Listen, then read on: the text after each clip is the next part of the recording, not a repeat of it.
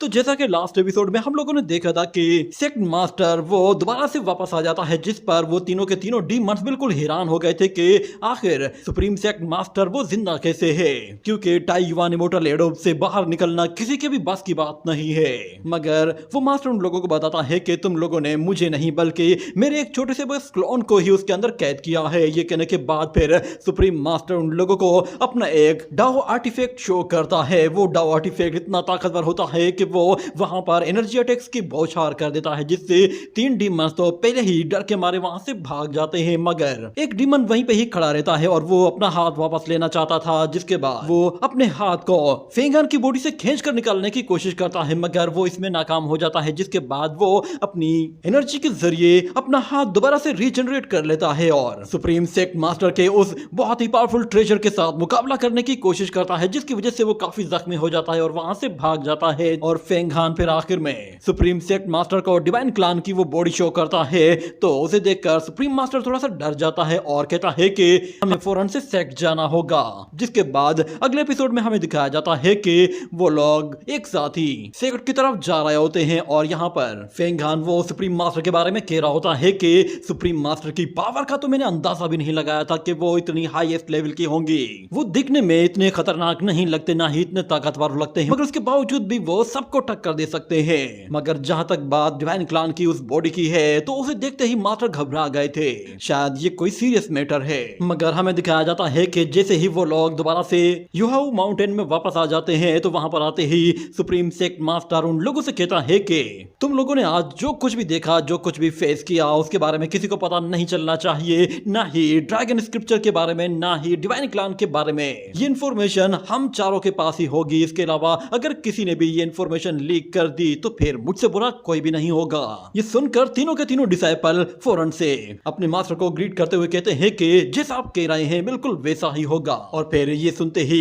Supreme master थोड़ा सा थका हुआ फील करता है, तो वो उन लोगों से कहता है कि टाई युआन इमोर्टल एडोब के सफर ने मुझे बहुत ज्यादा थका दिया है, मेरी काफी ज्यादा एनर्जी कंज्यूम हो गई है, मुझे थोड़ा सा रेस्ट करना है। तुम लोग जाओ और जाकर अपने कल्टीवेशन पर फोकस करो। जहां तक बात डिवाइन क्लान की है, तो उसके बारे में मैं सुप्रीम एल्डर्स से जाकर अच्छी तरह से बात करना चाहता हूँ। और वो फेंगान से कहता है कि तुम भी अब जा सकते हो, तुम्हें एल्डर ट्यानजिंग के पास जाना है, वो तुम्हें आगे की कल्टीवेशन के बारे में गाइड करेंगे और साथ में तुम्हें उनसे जो भी सीक्रेट टेक्निक सीखनी है वो तुम्हें सिखा देंगे, और इसके अलावा तुम्हारा रिवॉर्ड भी तुम्हें वहां पर मिल जाएगा। ये सुनने के बाद वो लोग वहां से चले जाते हैं और हमें दिखाया जाता है लियू आर को वो भागते हुए शुआन लोंग के पास आती है और उससे कहती है कि सिस्टर, आपको पता है कि फेंगहान वापस आ गया है। असल में सुप्रीम मास्टर ने उसे टाई युआन इमोर्टल से रिकवर कर लिया है। ये सुनते ही लोंग शुआन फौरन से अपनी कल्टीवेशन रोक देती है और कहती है मुझे लगा ही था, मैं जानती थी उसे कुछ भी नहीं होगा। मगर लियू आर कहती है कि सिस्टर चले हम भी चलकर उससे मिलते हैं। ये कहते ही वो उसका हाथ पकड़ती है और उसे वहां से लेकर जा रही होती है, मगर लोंग शुआन अचानक से रुक जाती है और कहती है कि हमारा इस वक्त जाना बिल्कुल भी ठीक नहीं होगा, क्योंकि वो लोग आज ही आए हैं और अभी उनके पास जाना बिल्कुल बेवकूफी होगी, क्योंकि उन लोगों को आते साथ ही पहले अपनी ऑफिशियल मीटिंग्स करनी होंगी और सारी इंफॉर्मेशन सेक्ट को प्रोवाइड करने के लिए कभी यहाँ तो कभी वहां जाना पड़ सकता है, इसलिए अगर हम लोग उसके पास जाएंगे तो वो वहां पर नहीं मिलेगा। ये सुनकर लियू आर थोड़ा सा उदास हो जाती है और कहती है अच्छा ठीक है, हम लोग बाद में चले जाएंगे। ये कहकर वो वापस जाती है और कहती है मैंने सुना है कि फेंगहान की ये जर्नी बहुत ही ज्यादा खतरनाक थी, यहाँ तक कि उसकी जान पर बनाई थी। ये कहने के बाद ये सीन यहीं पे ही कट हो जाता है। अगले सीन में हमें दिखाया जाता है कि युहाऊ माउंटेन की एक प्रिजन के अंदर हमें जिन शिटाई की आवाज सुनाई देती है। उसे पता चल गया था कि फेंगहान वो टाई युआन इमोर्टल एडोब से बचकर बाहर निकल आया है, जिस पर उसे बहुत ही ज्यादा गुस्सा आ रहा था कि आखिर इस फेंगहान का लक इतना अच्छा क्यों है, ये हर बार बच जाता है, यहाँ तक कि टाई युआन इमोर्टल एडोब के अंदर जाने के बाद भी ये कर आ गया है। इसकी किस्मत तो देखो, सुप्रीम सेक्ट मास्टर जो कि एक इमोर्टल मास्टर हैं, वो इसे बचाने के लिए गए थे। वो बेवकूफ ट्यांडू, उसे मैंने कितनी मर्तबा समझाया था कि फेंग हान के पास कुछ तो है, मगर उस बेवकूफ ने मेरी एक बात नहीं मानी। अगर हम लोगों ने उस वक्त ही फेंग हान को अरेस्ट कर लिया होता और उससे ड्रैगन स्क्रिप्चर छीन ली होती तो ये सब दिन देखने ही नहीं पड़ते। जिसके बाद सीन शिफ्ट होता है और हमें दिखाया जाता है कि फेंग हान वो एल्डर ट्यानजिंग के पास आता है और कहता है कि डिसाइपल फेंग हान आपसे मिलने आया है। तो एल्डर ट्यानजिंग उससे कहता है कि फेंग हान, हमारी रिसेंटली कल्टीवेशन जर्नी वो तो एक गुड लक जर्नी थी। मैंने सुना है कि इसमें तुमने बहुत ज्यादा डिफिकल्टीज को फेस किया था, मगर उसके बावजूद भी तुम्हारा लक इतना अच्छा था कि तुम हर मसले से निकलकर बाहर आ गए हो और तुम्हारी कल्टीवेशन भी काफी इंप्रूव हो चुकी है। तो फेंग हान कहता है ये सब कुछ मेरे सेक्ट की वजह से है, अगर मेरा सेक्ट मुझे प्रोटेक्ट ना करता तो शायद आज मैं यहाँ पे नहीं होता।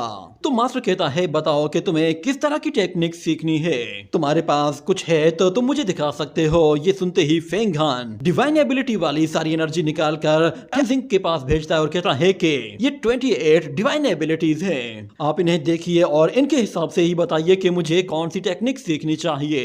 एल्डर ट्यानजिंग जब वो उन डिवाइन एबिलिटीज को देखता है तो वो कहता है कि इन एट्रीब्यूट में तो ब्लैक सन और विंड क्लैमिटी, ग्रेट सन, फायर क्लैमिटी भी शामिल है और इसके अलावा गोल्डन लुवो जिनशियन टेक्निक भी तुम इससे सीख सकते हो। मगर मैं तुम्हें बता दूं कि इनमें से कुछ डिवाइन एबिलिटीज वो टाई सेक्ट से बिलोंग करती हैं। अगर तुम इन्हें प्रैक्टिस करते हो तो टाई सेक्ट के लोग वो तुम्हारे दुश्मन बन जाएंगे और तुमसे इसकी एक्सप्लेनेशन मांगने के लिए आएंगे। मगर फेंग हान कहता है कि आने दो उन्हें, अगर वो लोग अपनी डिवाइन एबिलिटीज को प्रोटेक्ट करना चाहते हैं तो इसके लिए उन्हें एक कीमत चुकानी पड़ेगी। जब वो लोग मुझसे एक्सप्लेनेशन मांगने आएंगे तो मैं उनके सामने एक बहुत ही भारी डिमांड रख दूंगा, या तो वो लोग मुझे ये टेक्निक सीखने देंगे या फिर वो लोग मुझे काफी अच्छा फायदा पहुंचाएंगे। हो सकता है शायद वो इन एबिलिटीज के बदले में मुझे कोई कीमती ट्रेजर दे दें। फेंग हान की ये बात सुनते ही एल्डर ट्यानजिंग कहता है कि बदमाश लड़के, तुम तो बहुत ही ज्यादा चालाक हो, चलो बोलो अब तुम्हें क्या रिवार्ड चाहिए। तो फेंग हान कहता है कि सुप्रीम सेक्ट मास्टर ने मुझे टाइयुआन इमोर्टल एडोब से बचाकर बाहर निकाला, उसके लिए मैं पूरे सेक्ट का तहे दिल से शुक्रिया अदा करता हूँ और मैं एल्डर ट्यानजिंग से रिक्वेस्ट करता हूँ कि वो मेरे उस डीमन कोल्ड्रोन को रिफाइन करके एक डाउ कोल्ड्रोन में कन्वर्ट करने में मेरी हेल्प करें। और उसके अलावा मेरे पास एक डिमोनिक सोर्ड भी है जिसे मैं एक डाउ सोर्ड में कन्वर्ट करना चाहता हूँ।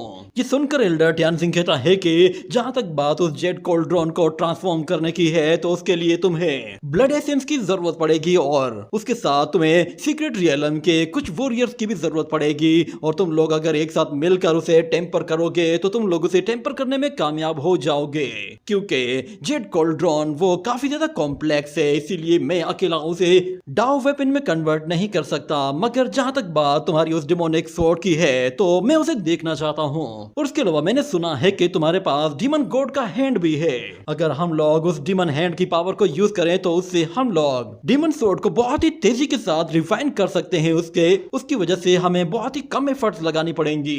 चलो फौरन से अपनी सोर्ड निकालो। ये सुनते ही फेंग हान फौरन से अपनी वो डिमोनिक सोर्ड बाहर निकालता है और जैसे ही वो सोर्ड निकलकर ऊपर की तरफ जा रही होती है तो एल्डर ट्यानजिंग वो बाहर आते हुए उस सोर्ड को पकड़ लेता है और नीचे खड़ा होकर उस सोर्ड को देखते हुए कहता है कि ये तो एक टॉप टियर की स्लैंग सोर्ड है, इसका डिमोनिक नेचर वो भी बहुत ही डीपली इंसर्ट किया गया है और इसके अंदर मौजूद स्पिरिट वो भी काफी खतरनाक लेवल की लग रही है। मैं इस सोर्ड स्पिरिट को तुम्हारे लिए एक अवतार में कन्वर्ट कर दूंगा जो कि हूबहू बिल्कुल तुम्हारे जैसा होगा। इस तरह तुम पूरी तरह से इस सोर्ड को मास्टर कर पाओगे।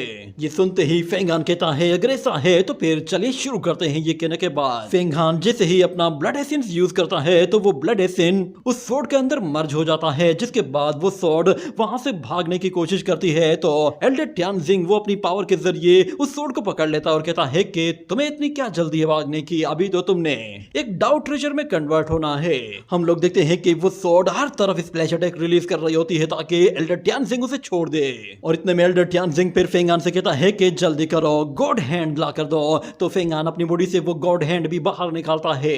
ये देखकर एल्डर ट्यानजिंग कहता है कि अब मुझे गौर से देखना, मैं तुम्हें दिखाता हूँ कि डाओ किसे कहते हैं। डाओ असल में law of heaven and earth को कहते हैं। जो शख्स इमोर्टैलिटी को कल्टीवेट करता है सिर्फ वही शख्स law of heaven and earth को समझ सकता है, और वही शख्स एक डीमन वेपन को एक डाउ वेपन में कन्वर्ट कर सकता है। इतना कहने के बाद एल्डर ट्यानजिंग वो अपनी एनर्जी के जरिए उस सोर्ड को पूरी तरह से अपने कंट्रोल में करता जा रहा होता है, और फिर हमें दिखाया जाता है कि वो 3 ब्लड एसिन ड्रॉप्स लेता है जो कि उसने आउटर स्काई में हासिल की थी। और इसे देखकर फेंग हान भी काफी हैरान होता है कि एल्डर ट्यानजिंग के पास इस तरह का ब्लड एसेंस कहां से आ गया। यकीन नहीं आता कि इस ओल्ड मैन के पास इस तरह की पावर्स हो सकती है, और ये इतनी खास किस्म की एनर्जी को मेरे लिए यूज कर रहा है, ये काबिले तारीफ है। मगर यहाँ पर एल्डर ट्यानजिंग वो अपने एंसेस्टर्स को समन करते हुए कहता है कि मैं आपका डिसाइपल आज आपको रिक्वेस्ट कर रहा हूँ कि इस डिमोनिक वेपन को एक डाउ वेपन में कन्वर्ट कर दीजिए।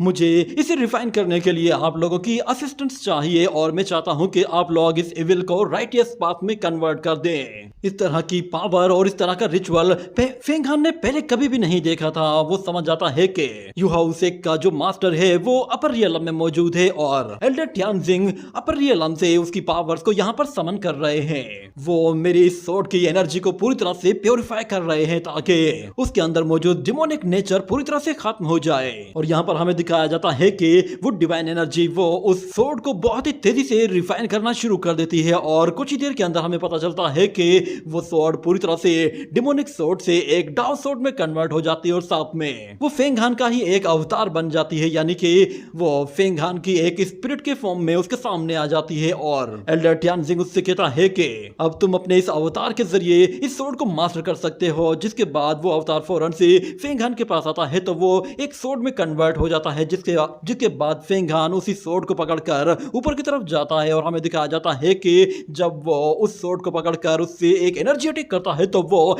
ऊपर बहुत बड़ी स्पेस रिफ्ट क्रिएट कर देता है, और इसी तरह वो एक साथ बहुत सारे पावरफुल अटैक करता है, जिससे वो ऊपर बहुत बड़े बड़े क्रैक्स बनाता है। ऐसा लग रहा था कि जैसे वो हर एक चीज को काट सकता है।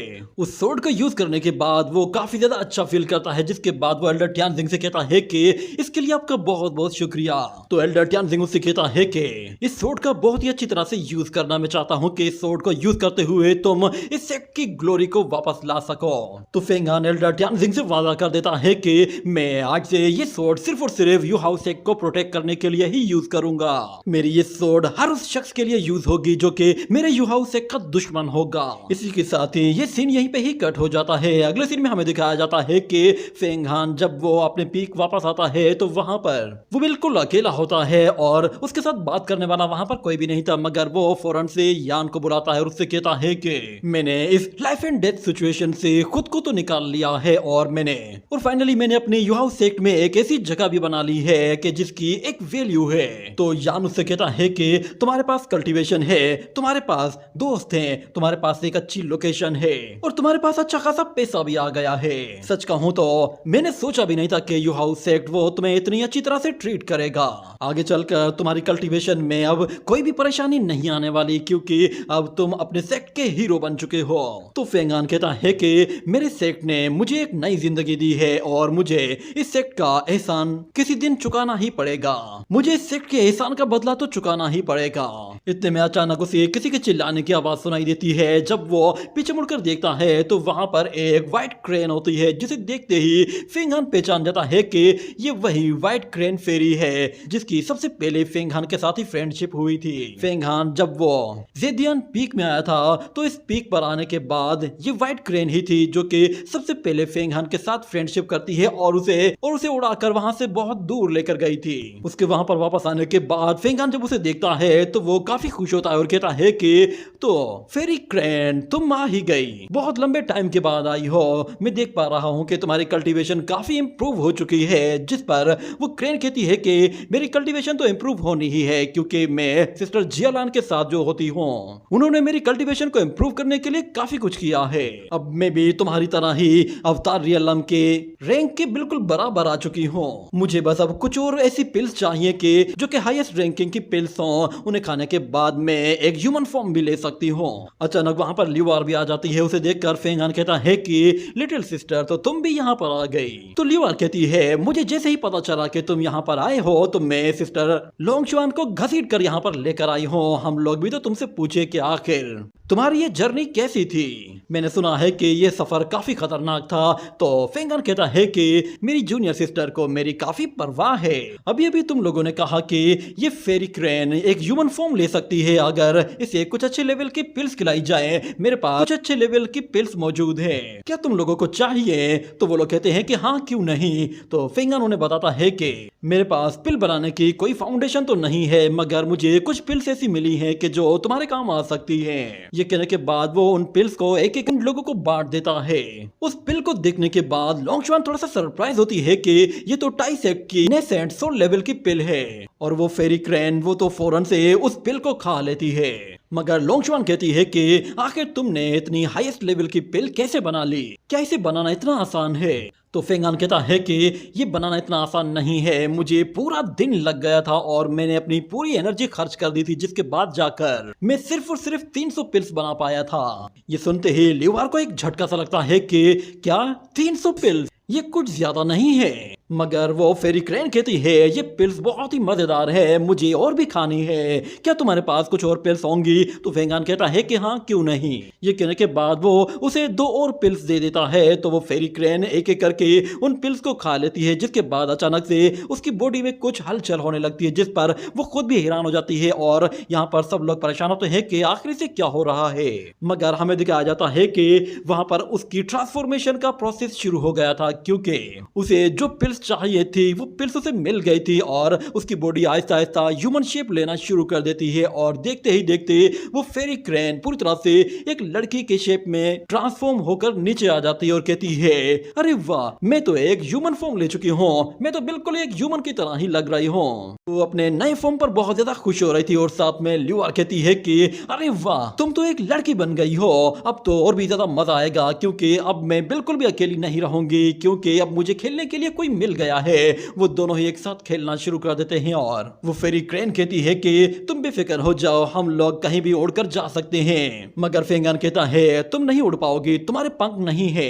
ये सुनकर वो लड़की उड़ने की कोशिश करती है तो नीचे गिर जाती है, जिसके बाद ये सीन यहीं पे ही कट हो जाता है। अगले सीन में हमें दोबारा से फेंग किंग शुई को दिखाया जाता है। वो एक रूम के अंदर बैठी हुई होती है और अपनी पावर का इस्तेमाल करते हुए अपनी एनर्जी को किसी चीज के अंदर ट्रांसफर करती है। और हम देखते हैं फेंग हान भी वो उसके बराबर में बैठा हुआ था और वो भी सेम वैसी ही टेक्निक यूज कर रहा था। वहां पर जियालान भी थी और वो भी सेम वही प्रोसेस यूज कर रही थी, जिस पर हमें दिखाया जाता है वहां पर असल में वो 5 जेट किंग कोल्ड्रोन मौजूद था और वो लोग उसके अंदर मौजूद किसी चीज को रिफाइन करने की कोशिश कर रहे थे। और हमें दिखाया जाता है वो चीज कोई और नहीं होती बल्कि वो एक डीमन गॉड हैंड था। उसे रिफाइन करने के लिए वो तीनों ही अपनी पूरी पावर का इस्तेमाल कर रहे थे और साथ में वो लोग उस गॉड हैंड के साथ साथ जेट किंग कोल्ड्रोन को भी रिफाइन करने की कोशिश कर रहे थे ताकि वो एक डीमन ट्रेजर के बजाय एक डाउ ट्रेजर बन जाए। और यान भी इस काम के लिए उन लोगों की मदद करता है, क्योंकि किसी भी वेपन को रिफाइन करने के लिए येलो स्प्रिंग वाटर सबसे बेस्ट ऑप्शन होता है। तो वो ड्रैगन येलो स्प्रिंग वाटर के जरिए उसे रिफाइन करने के लिए उसके चारों तरफ उस एनर्जी को फैला देता है।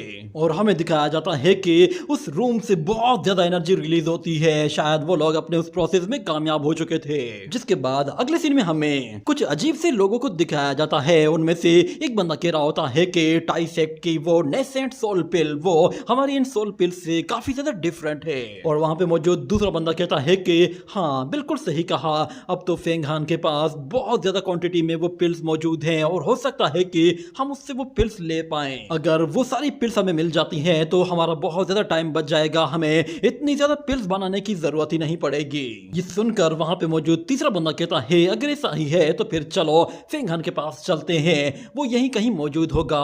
मगर वहां पे बैठा हुआ बीच में एक बंदा जो कि उन लोगों का लीडर होता है, वो उन लोगों से कहता है कि वो लड़का फेंग हान वो तो हुओ ट्यांडू को एक आंख भी नहीं भाता, तुम्हें लगता है कि तुम लोग उसे कहोगे तो वो तुम्हारे लिए पिल्स रिफाइन करने के लिए यहाँ पर आएगा और तुम्हें ढेर सारी पिल्स रिफाइन करके देगा। उसके पास एक ड्रैगन स्क्रिप्चर मौजूद है और मुझे पूरा यकीन है कि वो फ्यूचर में 5 एम्परर ग्रेट डिवाइन एबिलिटी को कल्टीवेट करने की कोशिश करेगा। हमें उसे पकड़ना है है तो उसके लिए हमें उसे किसी तरह उस सेक्ट से बाहर लाना होगा, और इसके लिए सबसे बेस्ट ऑप्शन यही है कि हम लोग 5 एलिमेंट स्पिरिचुअल रूट की इंफॉर्मेशन को लीक कर दें, ताकि फेंगहान वो उस 5 एलिमेंट रूट को हासिल करने के लिए अपने सेक्ट से बाहर आ जाए। उसे अगर 5 एलिमेंट एनर्जी की जरूरत होगी तो वो खुद चल कर आएगा। ये सुनकर वहां पे मौजूद एक और बंदा कहता है, ये तो बहुत अच्छी बात है, हमें तो पता है ना कि वो 5 एलिमेंट रूट कहां पर मौजूद है। मगर वहां पे मौजूद उन लोगों का लीडर कहता है कि फेंगहान ने वो ट्यांडू के साथ 10 साल का एग्रीमेंट किया है, और 10 साल के बाद वो उसके साथ लाइफ एंड डेथ बैटल लड़ेगा।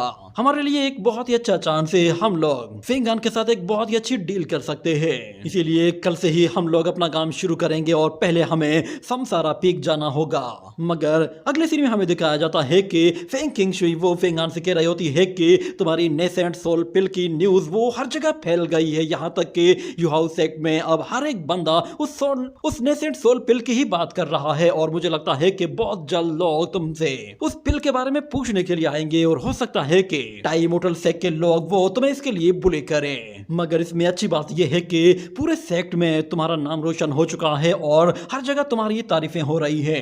तो फेंगन कहता है कि इस सब में सिस्टर ल्यूआर और उस ग्रैंड फेरी का बहुत बड़ा हाथ है, उन लोगों ने ही मेरी मदद की है।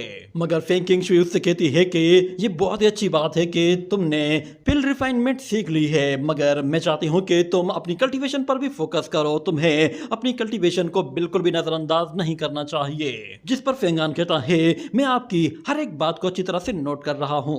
और फेंग किंगशुई कहती है कि आजकल तुम जो कुछ भी कर रहे हो, मैं तुम पे अच्छी तरह से नजर रखे हुए हूँ, और आजकल तुम हर एक बंदे की नजर में हो, और मैं जानती हूँ कि आने वाले 10 साल में तुमने आगे चलकर हुआ ट्यांडू के साथ फाइट करनी है। पर मैं तुम्हें एक फेवर देना चाहती हूँ, आगे वो ट्यांडू के साथ जब तुम्हारी फाइट होगी तो मैं उसमें तुम्हारी मदद करूंगी। ये कहने के साथ ही ये एपिसोड यहीं पे ही एंड हो जाता है।